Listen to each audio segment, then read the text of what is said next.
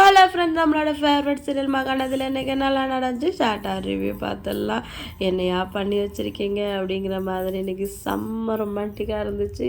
யாராவது சாயந்தரம் எபிசோட் பார்க்கணும் அப்படின்னு நினச்சிட்டு இருந்தீங்கன்னா குழந்தைங்கள வச்சுட்டு தயவு செஞ்சு பார்த்துடாதீங்க. நம்ம விஜய் வந்து காவேரி கிட்ட நீ கூட எப்போவுமே இருந்துடுறியா அப்படின்னு சொல்லிட்டு கேட்குறாரு.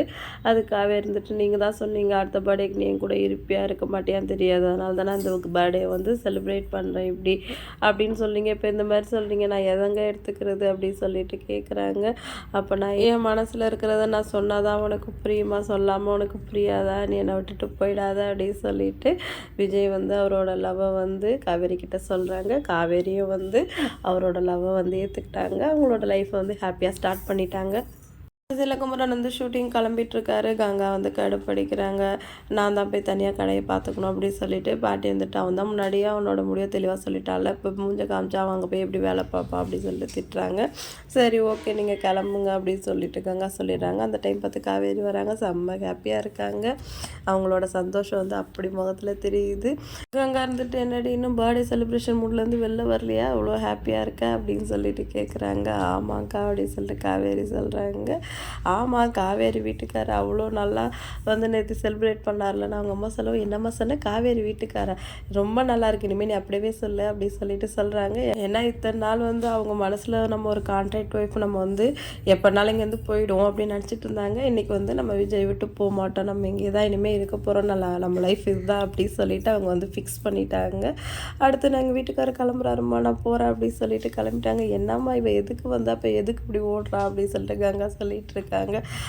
நம்ம அவளுக்காக எதுவுமே செலிப்ரேட்னு எதுவும் பண்ணதில்லை, புதுசாக அதெல்லாம் பார்க்குறால, ஒரு 2-3 நாளைக்கு இப்படி தாண்டி அவள் காலில் ரெக்க கட்டி பறந்துட்டுருப்பா அப்படின்னு சொல்லிட்டு அவங்க அம்மா சொல்கிறாங்க. ஆனால் உண்மையாகவே என்ன காரணம் அப்படின்னு சொல்லிட்டு காவேரிக்கு மட்டும்தான் தெரியும்.